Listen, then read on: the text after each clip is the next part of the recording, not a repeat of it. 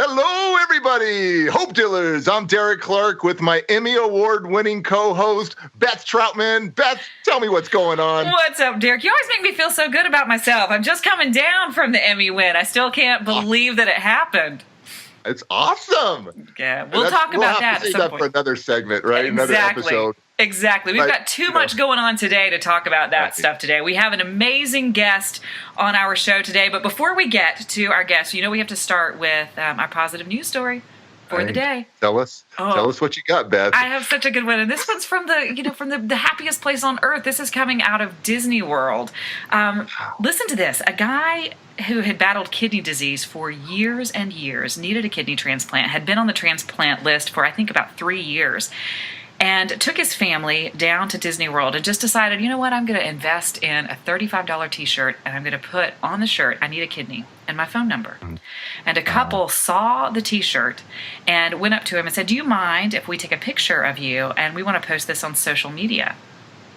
They posted it on social media. It got shared and seen more than 90,000 times. So the whole time this guy's at Disney World, his phone's blowing up. And a perfect stranger ended up being a match for his kidney. They went through all the tests, and he just this week got that kidney transplant from a perfect stranger who is now certainly a close friend, and they are going to celebrate when they're both healthy and out of the hospital by going to Disney World. Disney World. Together. You always have the best little stories. My gosh, that's awesome. It just makes you feel great about, a perfect stranger willing to give up his kidney to save someone else's life. That's hope. That's love. That's what the world's all about.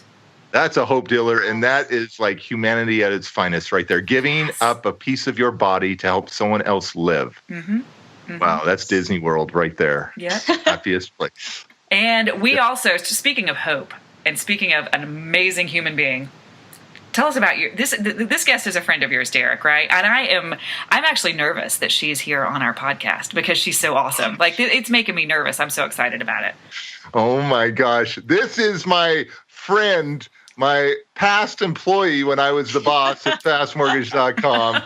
This is such an inspiring guest and is the real meaning of hope dealing. You got Derek Clark, you got Beth Troutman, but let me tell you, the hope dealer out there is Tiffany Adams. Welcome to the show, Tiffany Adams. I am so honored. Thank you guys so much. You're so adorable. And that's Tiffany with the PH, right? Tiphany.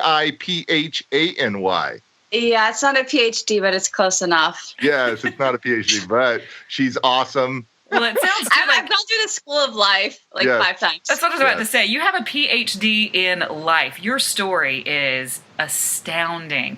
Tell our viewers a little bit about who you are and how you became really the woman you are today. We'll just start and let you kind of catch everybody up in case they don't know, if they haven't seen your TV shows, if they haven't seen you speak. Yes, thank you. First of all, I want to say congratulations, though, to you. Such an honor to be getting interviewed with you. And of course, Derek, my old boss. Her favorite boss. Favorite boss in life. Yeah. Congratulations on your win. That's huge. And actually, oddly enough, I want to say that's Beth. I'm saying thank you for you, Beth. You can say thank you for me. That's true friendship, Derek. It's true friendship. Yeah. I was involved in a head-on vehicle collision many years ago, 17 years ago now. And it's crazy to think that that's how much time has passed. And where I am and where I've gone and the tumultuous experiences that I've had thus far. But I'm grateful for all of them because it's made me the woman I am today.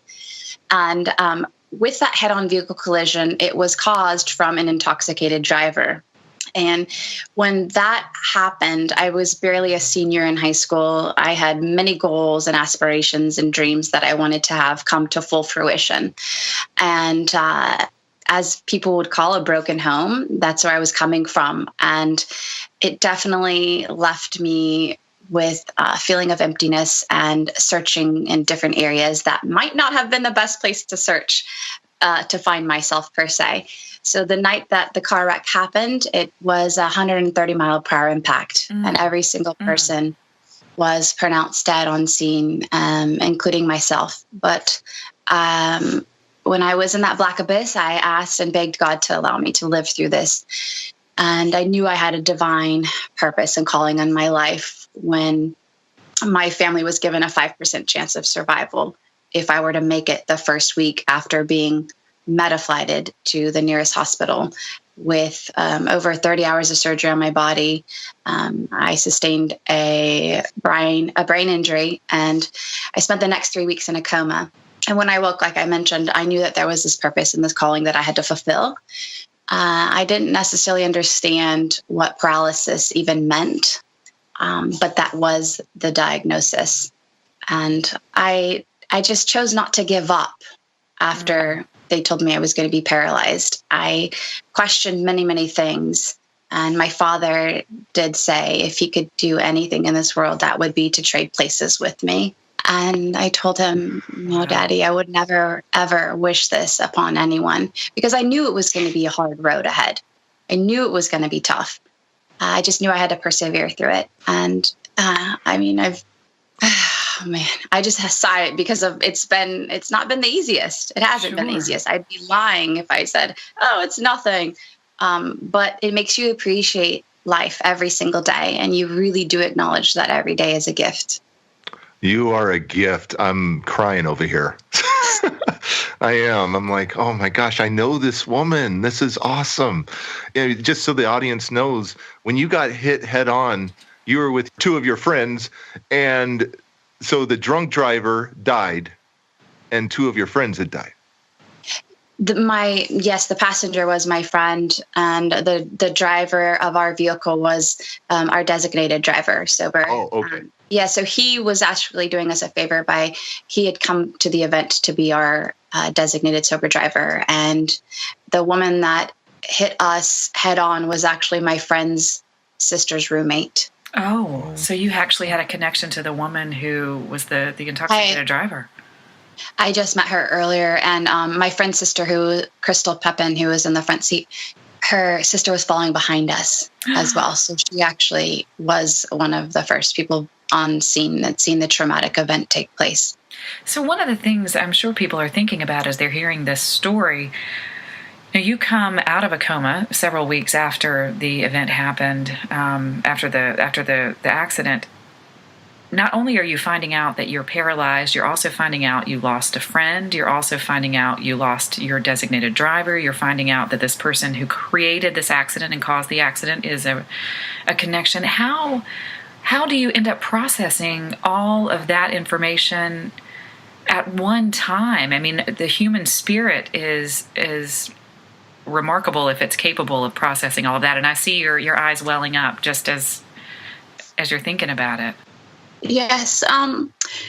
Even after all of these years, it's one of those things, I'm called for something greater than I had ever even imagined. And I knew once I found out that my friend's life has been taken, I knew I had to do something beautiful with this tragedy and try to make it into something that can help humanity as a whole to learn from this experience.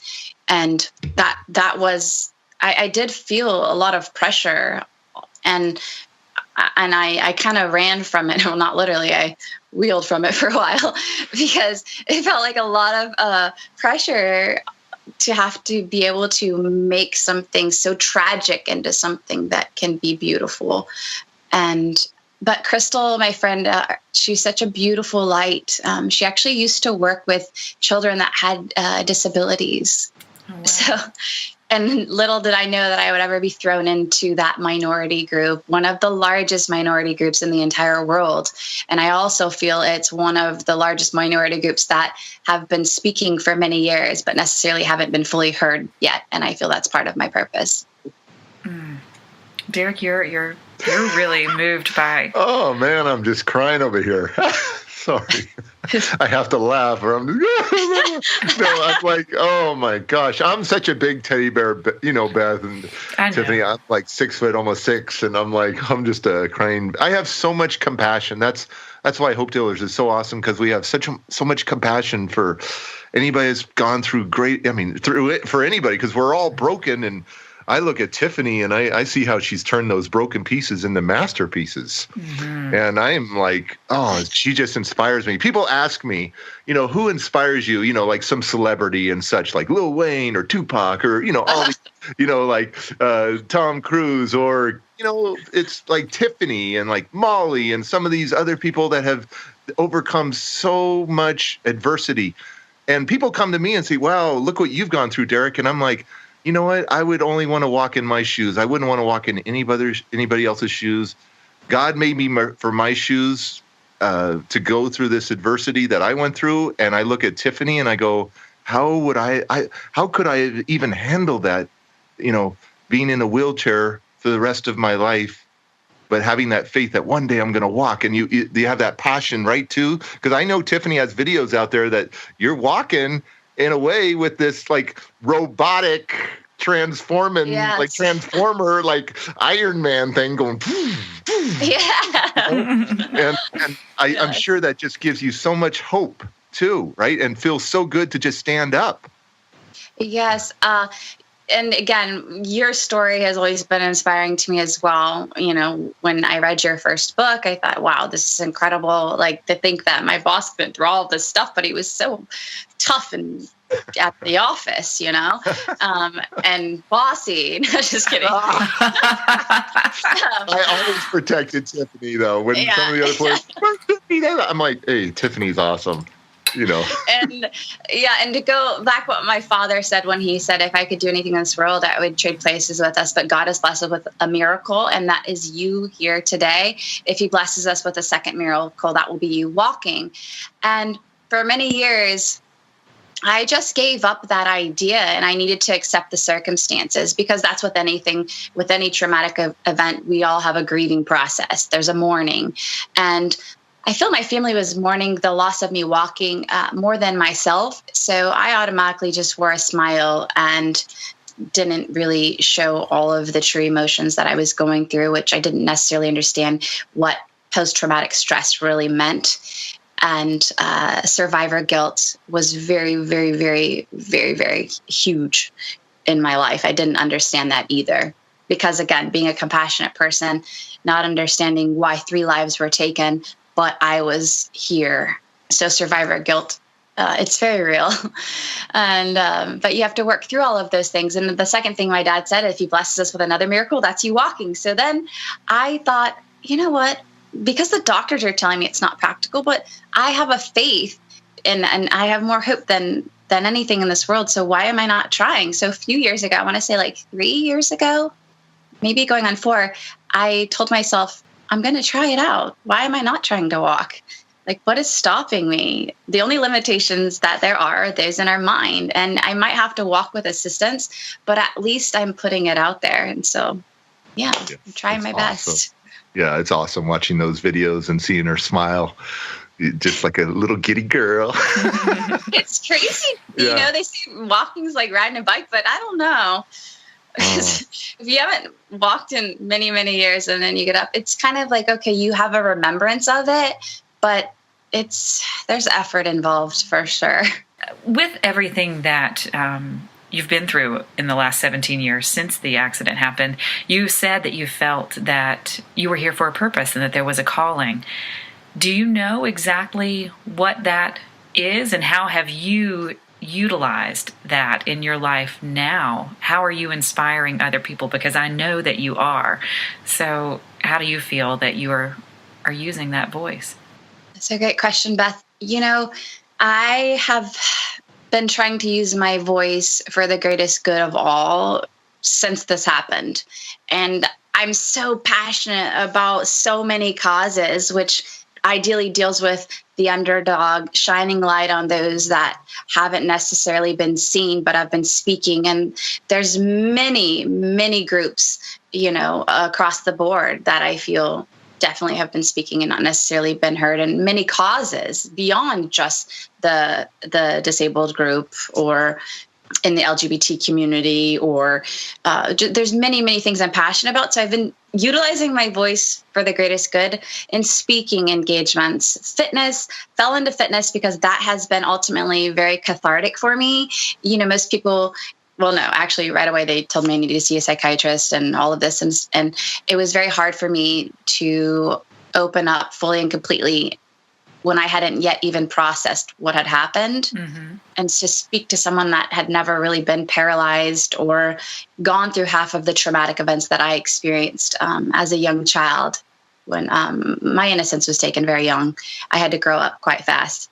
And so I didn't find the psychiatrist or the psychotherapist beneficial for me, but everybody has their own process of healing. For me, I just needed to seek other ways, and that came into fitness. And so I've built a decent following in the fitness community and social media as an influencer.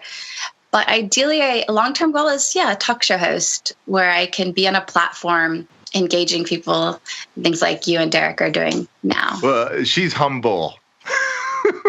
Let me tell you about Tiffany Adams. She's been on these massive TV shows all over the world. Not only Katie Couric, Extra, Dr. Phil, a few others. Good Day. Yeah, Good Day. I've been on many big syndicated shows, and it's been such an honor. At the end of the day, I'm still just me. It doesn't make me better than anybody else. I just know that I have a desire to help change the world for the better. And I've been fortunate, to be on all those TV shows and the Sundance Channel for 2 years. And millions of views from Facebook to all over. I mean, I was just seeing a video the other day where you're doing monkey bars, right? Here you are. She is so strong, her upper body, that's all she has, right? But she was doing monkey bars, as a kid, right? Doing these monkey bars, you have to be so strong at our age, right? To do the whole monkey bar. And I think that video had 20, 30 million already. Oh, just wow. on that. And now let me tell you about Tiffany Adams. Tiffany Adams, if you could see, she's got a 6 or an 8 or a 9-pack. Like, she is a fitness queen. Probably 4-pack right now. Oh, 4-pack today. Okay. But seriously, she is more buff than she is so strong. What do they call it now these days? Swole or something, right? Is that like her arms, her biceps, her shoulders, her stomach, her abs are amazing. And so it's awesome. So she not only is this fitness model, so you got to check out her Instagram, right? And we'll give you all that information here in a little bit. But she's hanging out with Arnold Schwarzenegger. Her friend is Lou Ferrigno from The Incredible Hulk. She hangs out with her friends Nick and Nate Diaz from the UFC. She's hanging out with Jean-Claude Van Damme. She's hanging out with these huge fitness world Olympians that have biceps bigger than my head. You know what I'm saying? She is really the big. fitness queen. They are huge. They are huge. So she's she's got, I'm married, Tiffany, so I can't say but she's got this, how do I say it? This very physique body, this very toned body. You're learning a lot about Derek today. But she is working so hard. And not only that, she is, ready? The wheelchair Barbie. I did start that hashtag, and then I stopped it. It started trending, and every girl in a wheelchair started Wheelchair Barbie. So I said, I'll just let those girls ride that wave. It was fun, but I like to be taken a little bit more serious in my career, so I stopped doing the hashtag Wheelchair Barbie. Started the Wheelchair Barbie. I did have a meeting with Maytel, actually, about that. But then it didn't plan out. But thank you so much. Yes, I am I do have all of those people in my network. Yes, Lou Ferrigno, Jean-Claude Van Damme, of course, the Diaz brothers, we grew up together. People do respond to that. If I were to post a picture with my friend from Breaking Bad, RJ Meddy, or all the, there's a lot of people out there that I could do that. But I think it's most important to be authentic.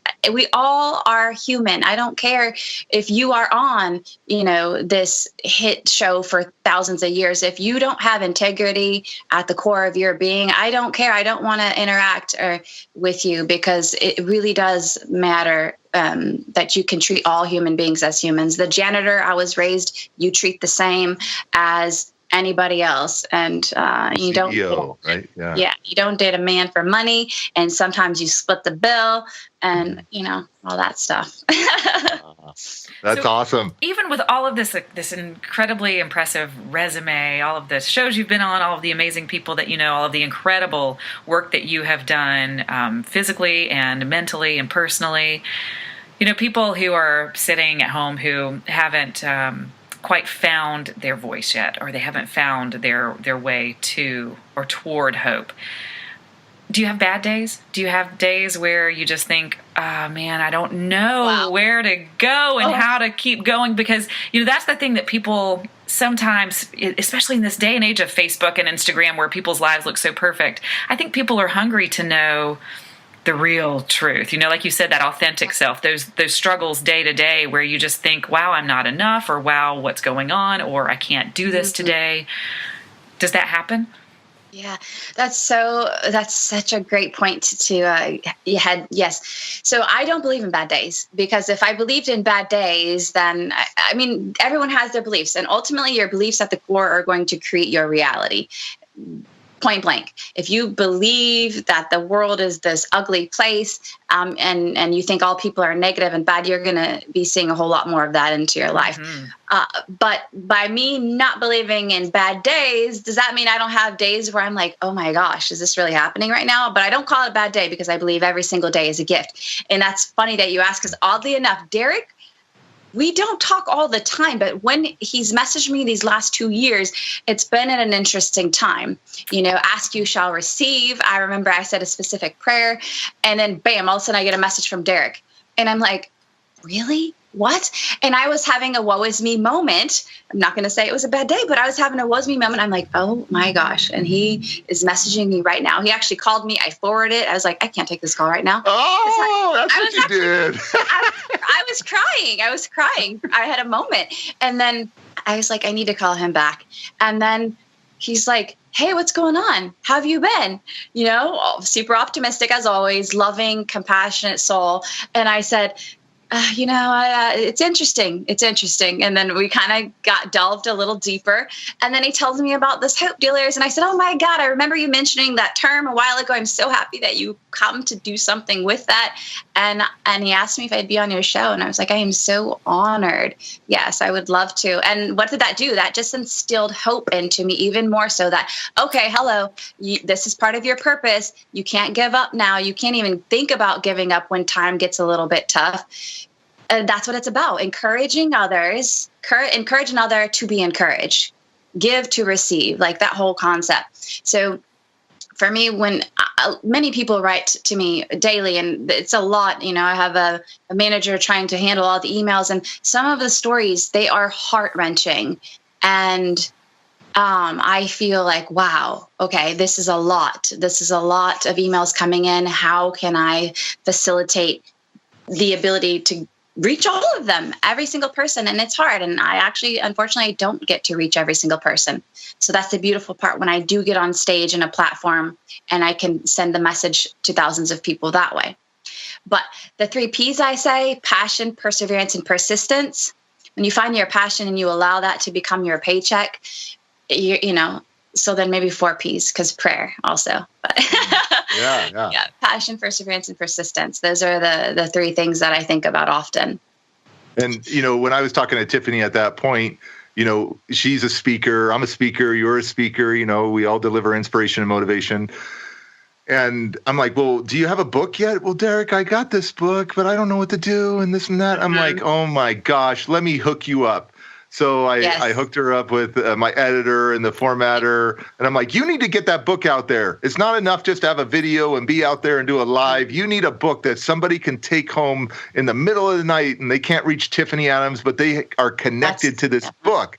And so, you know, like what she was saying, you know, giving, right? And so that's kind of my secret. The secret of giving, the secret of living is giving. The secret of living is giving. And I see her always doing that. So I do it. And I see that she reciprocates it. So it's awesome. She has such a great energy. She's going to have a book come out here in the next few weeks. So you got to look for the author, Tiffany Adams, with the PH, Tiphany Adams. So we're excited to see that happen. And that's going to just open up more doors. Okay, so not only is she that author, we haven't even touched on, she had her own TV show with 4 or 3 other women. And this TV show was on the Sundance Channel for a couple seasons called Push Girls. Tell us about that. How was that, being on a reality show and you were a star? Wow. Oh boy. Well, tell us, what was the whole concept? It was four young ladies. 4 LA-based women. Well, 3 LA-based women and one that moved from Northern California to LA. And the concept was like Sex in the City with a twist. Basically living with a different ability, living in the city of Los Angeles and exploring dating and the experiences that come with paralysis. So all of you were in wheelchairs? Yes, all of us had spinal cord injuries. Yeah. Mm-hmm. Now, I watched my guilty pleasure, Vanderpump, Real Housewives of all the different housewives, right? And there's drama. And so did you have drama on there? There was some drama. Yes, there was some drama. But again, I did not know that reality TV, I thought all reality TV is real. I actually believed all commercials. I come from, I didn't have cable or the internet growing up. So if I saw like a shampoo commercial, I really believe that that's really going to happen to your hair. Or if you put that on your face, it's going to really happen. Like, I didn't know that. And I moved to LA and I'm like, I learned so much. Eye-opener, right? How television is made, huh? Yeah. I had no idea. I didn't even know how to read half the menus when I went on the 2 press tours. Like, I had no clue. I'm like, I don't know what this means, and it was just some type of like truffle butter or something, But you had this, how many seasons were you on there? We had 24 episodes, 2 seasons. We were in negotiation for our 3rd season. We pitched the show for like a year.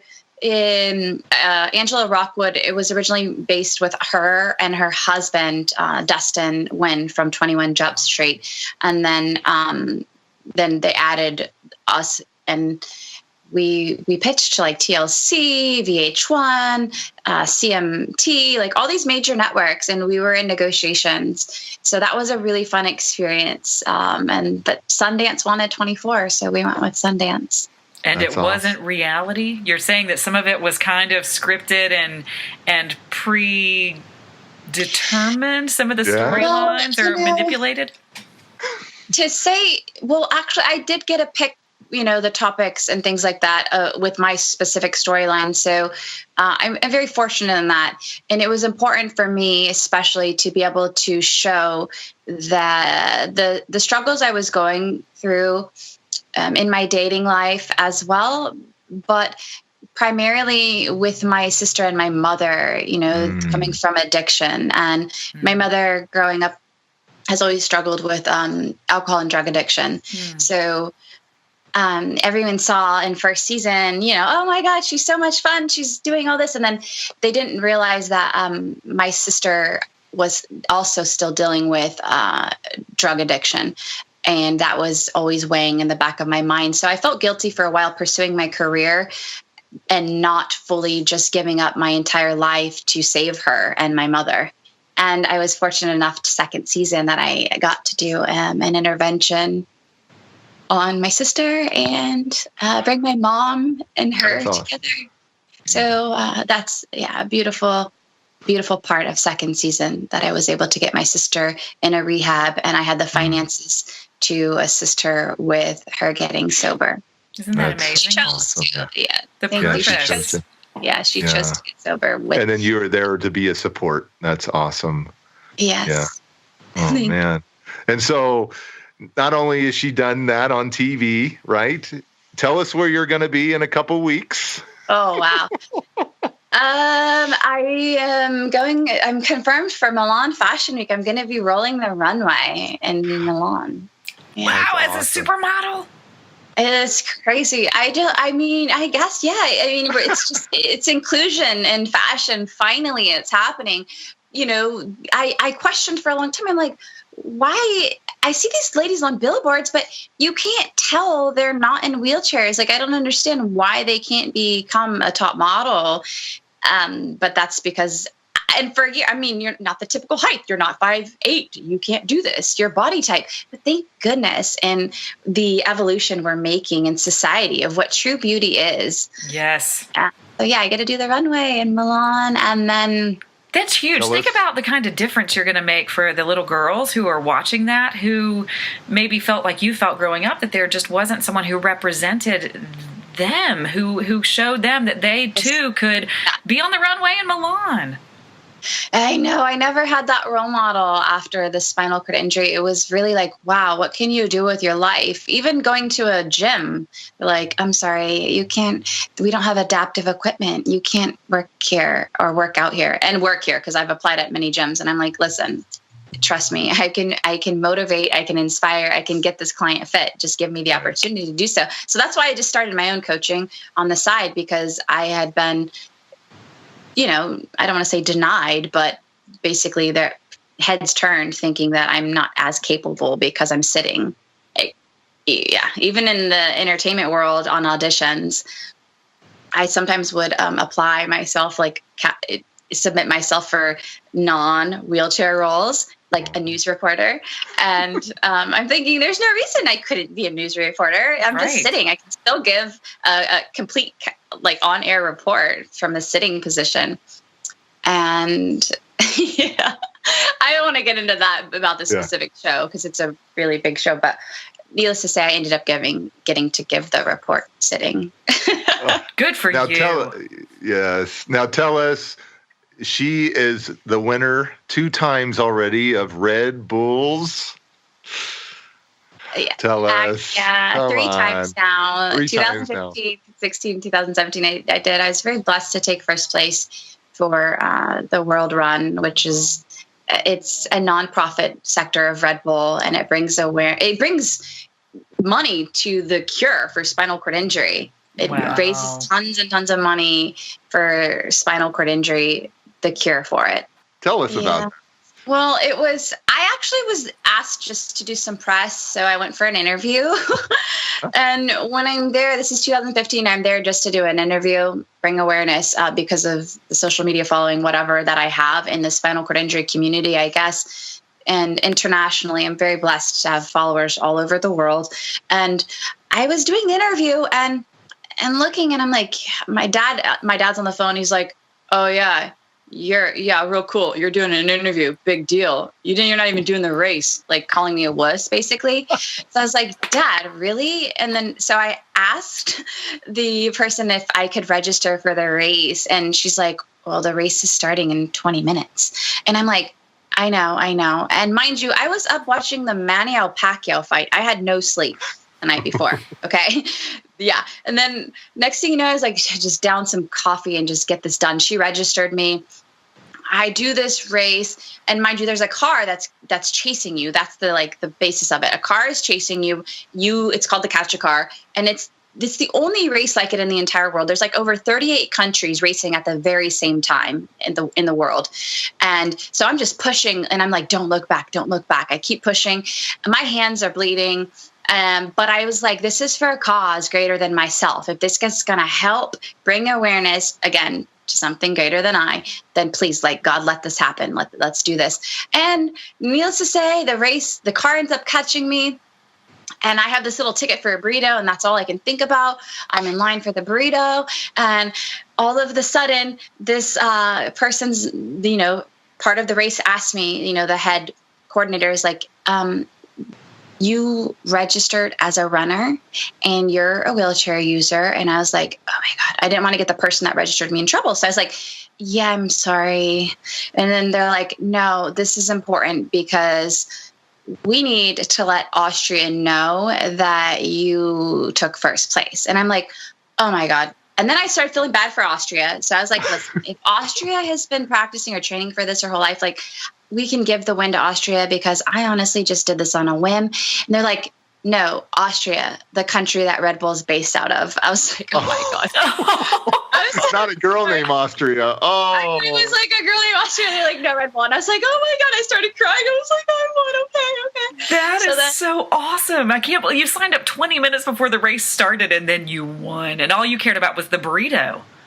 That's Oh, awesome. the power of dad, huh? Man, she must love her dad. She must love her dad if she's like, that's all you're doing? You're just going to do it. You need to get in the race, right? Oh, My such a good dad story. is, oh my God, I love him. For a while he was a single father. And so I was, I had to get the hunting license. I went to I did so many boy things, racetracks, like fishing. I definitely did boy stuff. That's awesome. And so she's won it 3 years in a row, Beth. That's 3 so years awesome. in a row. You're Are so you going to do it again inspiring. this year? I'm so inspired. Thank you. I just felt, and then I'm like, wow, there's this little athlete inside of me? Okay, so maybe I should do. So I don't know if I'm going to do that race again this year or not, but I do have a meeting next week with I'm very fortunate and blessed. I get to meet the CEO of Red Bull next week, so I'm going to do that. And then the next coming weeks, I have a documentary that's coming out that I took part in. It's called Girl. This documentary is exposing the models that I guess are not like the average model in the industry. And it's beautiful. I mean, even, bringing light to like someone that's in the industry in a wheelchair. And Rose, she just took first place for featherweight champ in the UFC arena. Oh, yeah. No, Rose. Yeah, Rose. That was an amazing fight. Yeah, she is a UFC champion now. Yeah, she's so humble too. She's so humble. So it's going to be available on iTunes and Amazon. You'll be able to get that in the next 2 months or so. So let me ask you a question, Tiffany Adams. What does success mean to you? Success to me is really making a difference in other people's lives and allowing those to find their fullest potential within, and the ability to help them achieve those goals. That for me is success. Yes. Because it's a ripple effect. It really is a ripple effect. Right. Significance, making an impact on other people's lives. And then where do you see yourself in 5 years from now? I definitely see being on a talk show, having my own talk show, or being on a panel like The View or something of that nature, and married with a child. So being married, having a kid, and just being the talk show and being the greatest mom there, and just loving and being compassionate. I love children. It's like my favorite thing in the world, definitely. But right now I'm like, okay, I'm open to the universe, what God has in store for the greatest good of all. Mm-hmm. So I want it to happen naturally, and I'm not trying to force it or push it, because if I would have been told directly after the car wreck, when I woke up from that coma, that I don't even, where my life was going, I don't even know if I would be able to handle it, because there's so much like, whoa, you get anxious if you know too much about what's going to happen in the future, because you're like, oh my God, how am I even going to handle this? How am I going to do that? Because then you miss today. Yes. And that's like, even when we're thinking about marrying and children. But I do ask the person I go on a date with, okay, where do you see yourself in 5 years? Sure. Because if they don't know where they see themselves in 5 years, it's like, do I want to be on that journey with this person? Because you don't necessarily always want to be the compass all the time. Mm-hmm. I like that. Yeah, together, working together as a team partners. It's team partners. So I have to ask this, Derek, because before we run out of time, I mean, I only know Derek as the motivational speaker that he is. We met when he was a guest on my talk show years ago, and I was on her talk show. You were. And look where we are now. You were. Oh, yeah. I want to know, so we touched on a little that you worked for Derek. Yeah. So tell me what I don't know about Derek. What kind of boss was Derek? What kind of person? What was it like working for him? Do you know any weird stories that you can tell that he would be embarrassed by? Well, he's very prompt, on time. He ran the office very, it was lax, but it was authoritarian too. Lax and authoritarian. Lax with authoritarian, but we worked hard. We played hard. There we go. Yes. It was fun. It was a fun, lighthearted office, but there was definitely okay, this is game, go mode, stay focused, nose to the grindstone kind of a thing. I have to admit, I was not the best receptionist.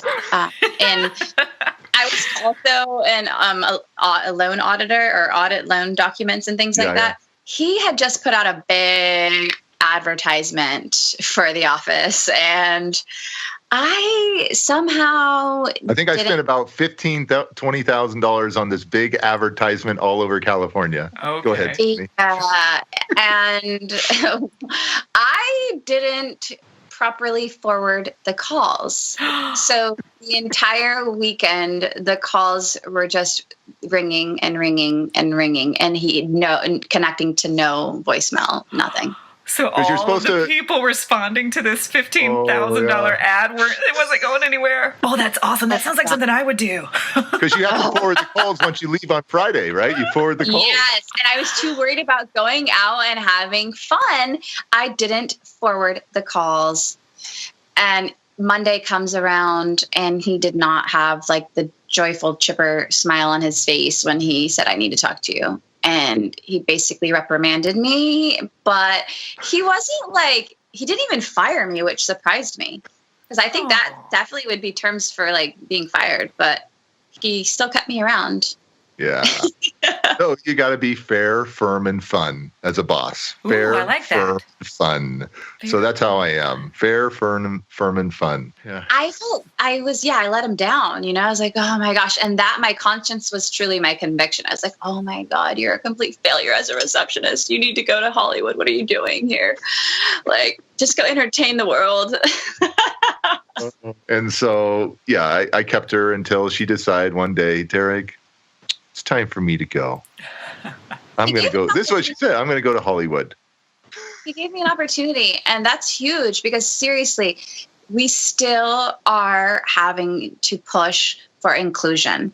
And I say that because I know what it's like going in for different interviews and different things like that, trying to get hired. And sometimes it's hard for different people to see beyond the chair. And that's part of my purpose, is bringing awareness and educating. But Derek didn't even think twice about it. He was like, okay, yeah. What do I need to do? What do I need to, so that she can do her job? Yes. And that's what I did. Yeah. Yes. And the office was completely accessible. And when I hired her in the interview, I remember this. In the interview, I said, well, how do you plan on getting to work? To make sure, because I'm prompt. I like promptness, right? And she goes, oh, I drive. Oh, you did? Because I didn't know anything about. When you're not involved in that, you don't know, right? And so I go, you drive? She goes, yeah. I go, okay.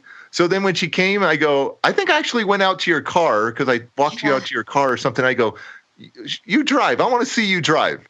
And she put her wheelchair in the car by herself. And then where were you driving a Grand Prix or something, I think, back then? That was my first car. Yeah. I only had 3 cars in my life. Yeah, that was my first car. And then the second car was a Mustang. And I cried because I thought I was going to have to drive a van. I was like, no. Because I didn't know either. Just like you, Derek. I had no idea until I was thrown into the community of living with a different ability, also known as disability, that you live life just a little bit differently, but there is ways to do all things if you want to. Right. And now you got a new car. Pretty this new, is my right? third car. And my dad was like pushing me to get a Mustang again. And I'm like, Daddy, I have got to be practical about these decisions. And I'm going to, and he wasn't excited about me getting a lease, but I said, I'm doing this. I'm going to get a lease because this is what I have to do right now in my adulthood, for specific reasons but I have a Honda Civic and I'm super grateful for it. I kind of wish I would have got the Accord because it was more spacious, but I didn't get the Accord for superficial reasons. I like the way the tail looked on the Civic. It is a cute tail. I agree with you. It's a cute tail. I know. But that's awesome. So when I walked her out to her car and saw that she was driving, I'm like, okay, this is cool. This is awesome. She had to work her butt off to even drive, to learn how to use both hands to drive. Where's the brake? Acceleration, how to put the brake on real quick if somebody stops, bam, right in front of you, right? Yes. And so quick response time. And so I'm like, okay, cool, you're hired. At a just had to know. I'm sorry, Derek. I didn't mean to embarrass you, but I wanted to know a little bit about what you were like, pre-motivational. I'm still like that. I'm a hard worker. I'm a fun, fair, firm, even as a dad, right? Like Derek is fun, energy, crazy. That's me. I'm natural like this. She's got a great energy. Tiffany, it's been such a joy to have you here on our podcast. Thank you for taking time out of your day to chat with us, and what an inspiration you are to people everywhere. And I wish you the best of luck in Milan. I cannot wait to see images, see videos from that, and I hope women and men all over the world are watching so that they can be inspired by your courage and by just the person you are. Thank you so much. And I'm grateful that what you guys are bringing into the world, because we do need more hope. And this show is beautiful. I actually tried pitching to ideas like this, and people they seem to want so much drama, and they want the trash talking and the this and so this is beautiful that what you guys are putting out there, and I'm grateful that you've had me on. Thank you so much. You're welcome, Tiffany Adams. How do we get a hold of you, Tiffany? Your website is what? My website is tiffanyadams.com, TIPHANY Adams.com. And where can they reach you on Instagram, Facebook, everywhere? Instagram is also just Tiffany Adams, TIPHANY Adams. And then my Facebook is official Tiffany Adams. Tiffany is busy. And right before, I tried to get her yesterday and today, but she's busy doing all this life coaching. Right before this podcast, she was doing life coaching with a young lady in London. Oh, that's awesome. And so she does all this life coaching. So if anybody needs a life coach, where do they reach you at? On my website also, it has the information, I do different sessions for people, mind, body, soul. Some people want to focus just on fitness, but then it's all about a balance. And so I speak to my clients in regards to balancing their lives out. So if you're looking for some inspiration and you're looking for someone to bounce some ideas or get some spirituality or learn more about fitness or just overcoming trauma or overcoming adversity, you got to check out tiffanyadams.com, TIPHANY Adams, ADAMS.com, tiffanyadams.com. It's been an honor to have my special friend on this show. And then obviously the lovely Beth Troutman. And here I am, a crybaby on this show. Well, your eyes always sweat, Derek. It's because you're just such a big old teddy bear. And Tiffany, what a pleasure. What a pleasure having you on the show and getting to have a conversation with you. Beth Troutman, where can everybody reach you right now on social media? Social media, Facebook is The Beth Troutman. So Facebook.com/The Beth Troutman. On Twitter, Beth_Troutman. On Instagram, just Beth Troutman. And how do you spell Troutman? It's like the fish and the man, TROUTMAN.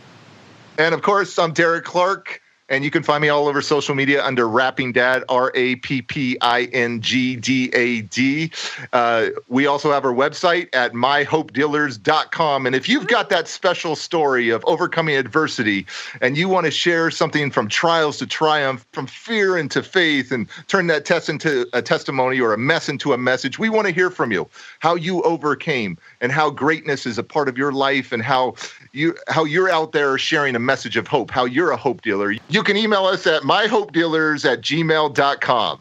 myhopedealers@gmail.com. Once again, the website, myhopedealers.com. So check it out, Beth. Yeah, you ready to rap, Mr. Rappin' Dad? I'm ready to throw something down. All right, you ready, Tiffany? You ready, I want to hear this flow. Are you going to freestyle? Yes. So something like this, we got to do something that's motivational, inspirational. So don't you ever die with your dreams still inside. You've got a gift to give. That's the meaning of life. So live for your purpose. That's where passion resides. Here's a little secret. Visualize to materialize. You are more powerful than you believe. And when you're feeling down, you're only one thought away from positivity. So don't beat yourself up for the mistakes that you've made. Let go of the shame, the blame, the bitterness and hate, and ask yourself, is this really the way I want to live? Do you want peace and joy in your life? If you do, forgive. And when in doubt, have faith in your strength. Never let your past imprison your pain. And when you're feeling hopeless, don't you ever give up. You keep knocking on those doors till your yes door opens up. You keep digging in the dirt till your gold shows up. You keep working really hard because wishing is not enough. See, you can be the chess player or the chess piece. You can be the prison lock or the master key. You can live with fear or live your destiny. You can be a victor or live in misery, because sooner or later, regret settles in. So breathe in. It's time to believe in yourself again. This is Hope Dealers. Thanks very much for having us out here. Yes, that's so good. And hit victory. That's what I want to tap on the end of that and hit victory. Yes. Victory. Into the flow. Hope Dealers. Tiffany Adams, thank you so much. Derek Clark, thank you so much for rapping for us yet again. And everybody, thank you for joining us. We'll see you again next week. This is Hope Dealers. Hope Dealers. Hope Dealers. Hope Dealers.